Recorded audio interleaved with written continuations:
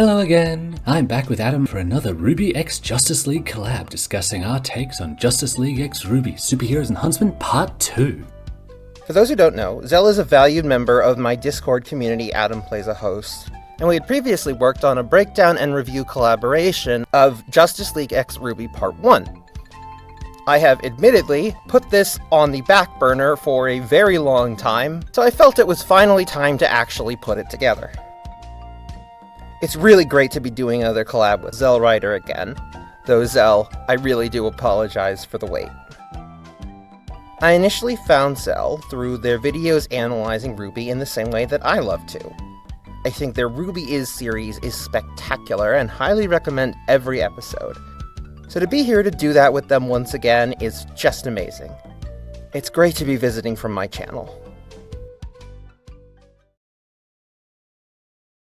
From the perspective of the Justice League, whom we open the film with, this movie starts hot on the heels of the last one. No sooner have they awakened from their digitally induced comas than they are being told hordes of Grimm are invading the DC universe. Worse still, no matter how many Grimm get destroyed, their numbers don't seem to be going down, and the situation worsens when Batman finds himself poisoned by a suspiciously familiar stinger. Meanwhile, Team RWBY have long since left the Atlas Arc behind them and are currently saving lives in the deserts of Vacuo. Time dilation and time travel are a hell of a thing.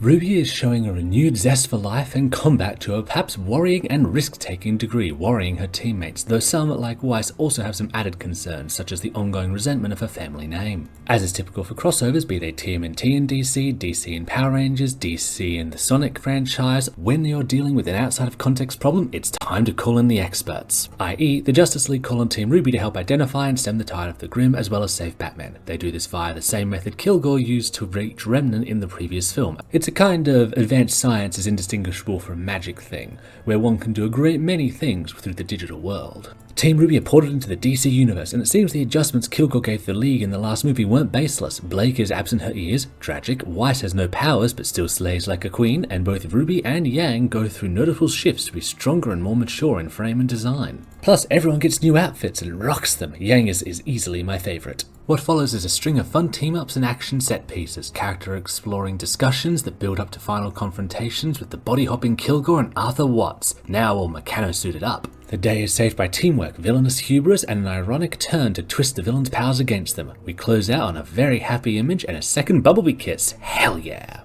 Now I guess we go over what we liked and didn't like and some deeper thoughts.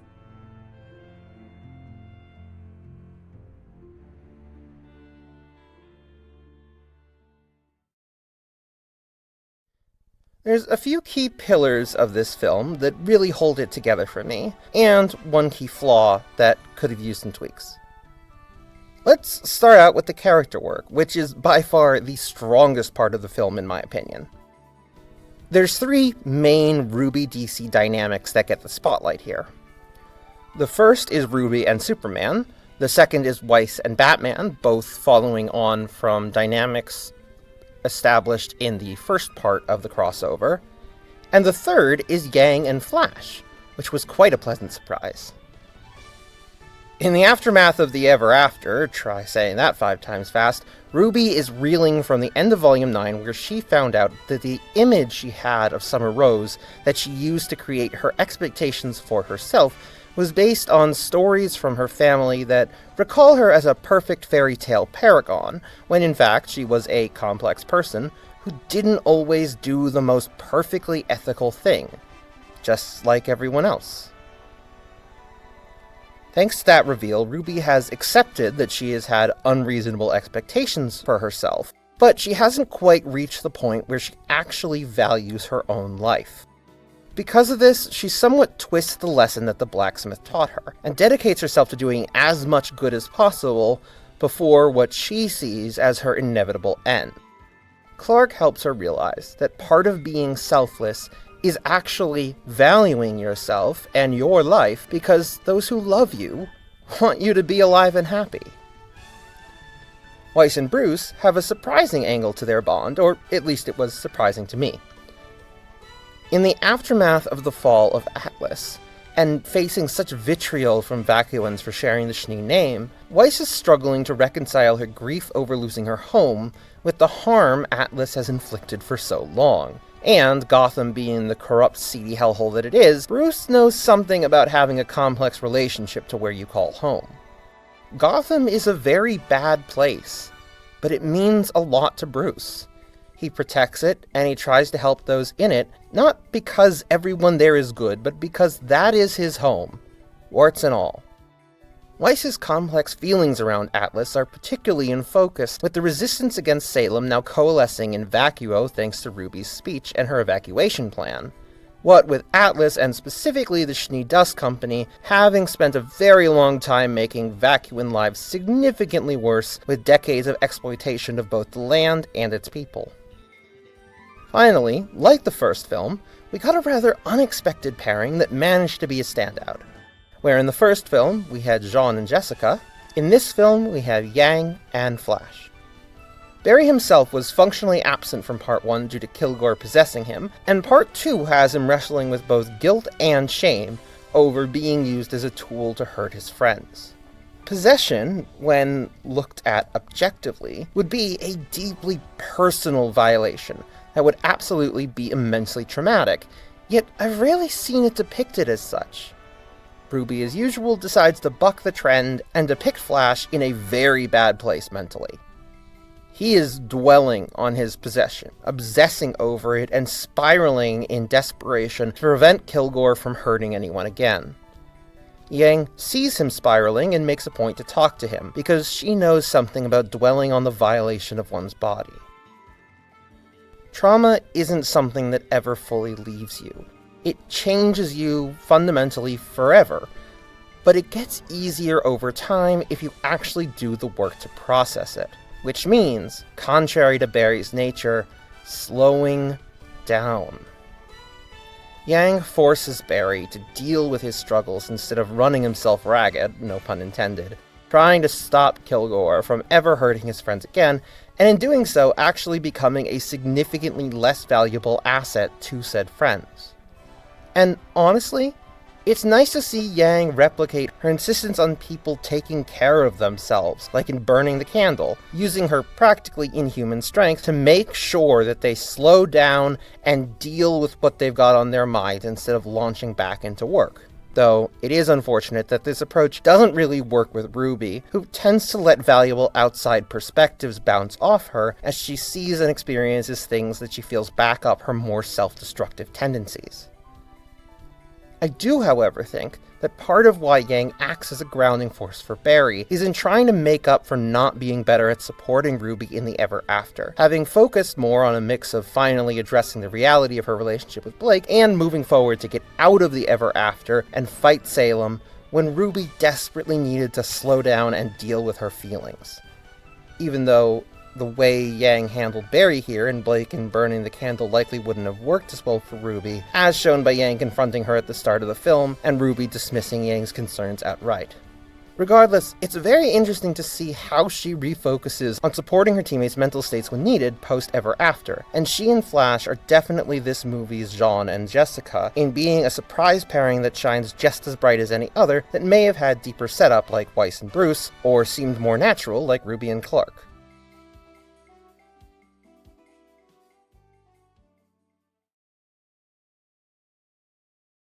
On my end, I really enjoyed the film. I called the first one a popcorn flick, and I say that with love. I will say this one is a step above that. For whatever reason, perhaps because this is the conclusive project, the character exploration and engagement felt a lot stronger and a lot weightier. Ruby's in a new and interesting headspace in that she's overcompensating for her loss of confidence in the previous volumes and film by diving in headfirst. Ruby has taken the blacksmith's advice that maybe she is enough and lessons regarding the weight of others' expectations to, in many ways, mean to not let these things bother her. On one hand, this is good for freeing her from the crushing burdens and guilt. On the other hand, it's clearly combined with an all-too-devil-may-care attitude. In essence, she's not being crushed under the weight of her burdens anymore, but she's also just not dealing with them at all. This is likely because she still struggles with asking for help and doesn't want to be perceived as weak, so she is only focusing on the external side of things and not fully taking the lessons she needs to heart as we would see her do in RWBY Beyond Episode 4.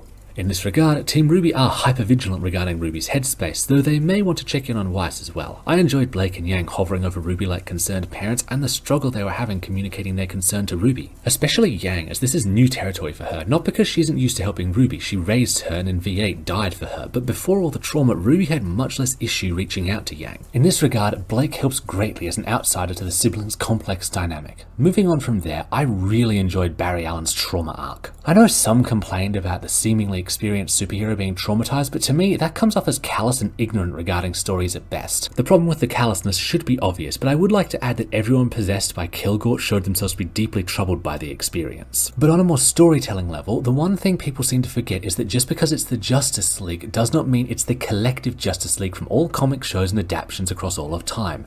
This is almost certainly the first time Flash has had to deal with this specific issue and being left vulnerable and more to the point feeling so violated. Which, yeah, definitely feeds into why all the others also found it to be a horrible experience. Cause yeah, as it happens, your body and mind being violated sucks. But yeah, I just really enjoyed them tackling these subjects, how respectfully they handled it, and the mutual degree of respect between both of the characters throughout. Also, speaking of the possession stuff, Blake immediately pegging Yang as having been possessed was fantastic. On a more action-oriented bent, I really enjoyed the action in this movie, and there was a lot of it. Off the cuff, it was fun seeing well-known heroes and even villains pitching in against the Grimm. I also found it fascinating to see the old Atlesian headquarters in Vacuo to find a way of relying on the Atlesian Knights that is actually effective, i.e. Ironwood uses those things terribly by having them try to fill the role of soldiers or hunters. Their effectiveness is in scenarios like this, where they can be perpetually deployed from a number of angles and wear the enemy down. Beyond these elements, the adapted powers of the cast were awesome. Yang shoots lesbian fireballs, Ruby's teleportation is more obviously teleportation, and Blake has awesome shadow constructs. She 100% should have given herself Catias though. I also really enjoyed Blake's weapon usage. I think like with the models and outfits, this could be giving some insight into potential Vacuo adaptations, but even if not, it was cool to see the character's combat skills explored.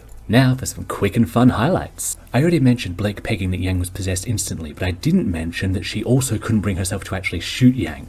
Major feels. Weiss killing a Grimm even with no powers, the tense battle with the Sea Feilong, and of course the major team battle of everyone versus the Nidhogg Serpent. Both the possessed Wonder Woman and possessed Yang fights were spectacular, and it was fascinating to see how much of a challenge it was to actually take them down.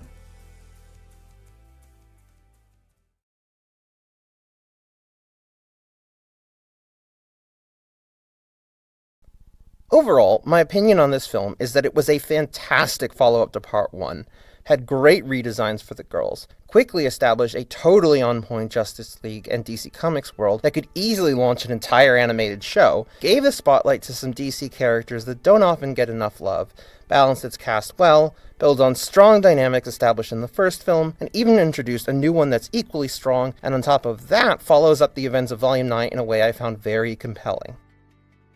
It also isn't perfect. Specifically, I do feel that Watts falls short as the villain somewhat. While I don't find his ability to create these evolved Grimm beyond his capabilities due to the essentially magic that science is in the world of DC Comics, I do find it frustrating that he was played as having a personal rivalry with Team RWBY. This doesn't really make any sense, as my friend Bardock has pointed out in our conversations.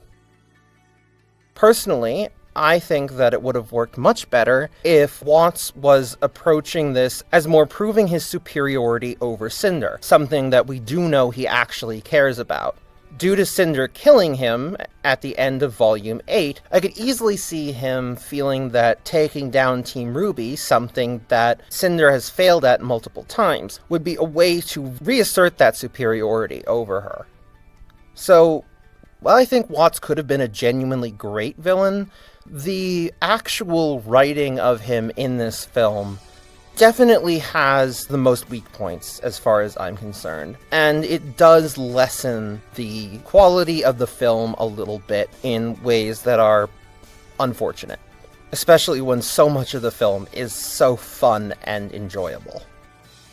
If I had any major critique, it would be that I feel the digital world aspect became something of a crutch. I know I compared it to sufficiently advanced magic earlier, but it's borderline into reality warping after a point. Beyond that, Watts himself as a villain is a bit of a mixed bag. He certainly has the skills for it, as well as the villainous panache, but by the same token, I think in his transfer to DC, he lost some of his wit and wherewithal, and it really undercut him. He almost feels and looks like a fusion between Ironwood and Watts. Make of that what you will. Otherwise, I had a great time. What about you, Adam?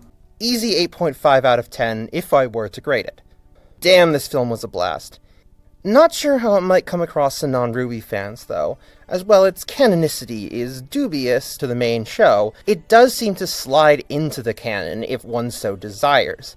But that means there's a lot of references to canon events. Not those kinds of canon events. But if any of you in the audience have watched this from a non-RWBY fan perspective, what were your thoughts? Or if you are a RWBY fan and have seen it, do you agree with any of the takes from me or Zell? Why or why not? Let us know your thoughts in the comments. Also, for those who haven't seen, I've been collaborating with Adam as well as other skilled writers, artists and VAs for an upcoming fantasy series called Knightstones. If the idea of a world with a rich history, an intricate and unique magic system, and the tale of a runaway heiress and rogue scholar uncovering the truth behind the kingdom's buried history, then I recommend swinging by the Knightstones channel and subscribing, as well as following the Knightstones socials for updates. If you're a fan of RWBY, I think you'll like this too, and I'm so excited for what we're making. Links below.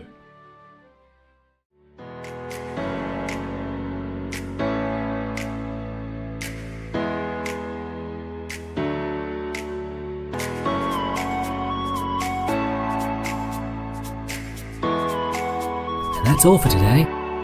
If you'd like to help support my work, please swing by my Patreon. If you'd like to commission 3D models, please hit up my Ko-fi. Thanks for tuning in.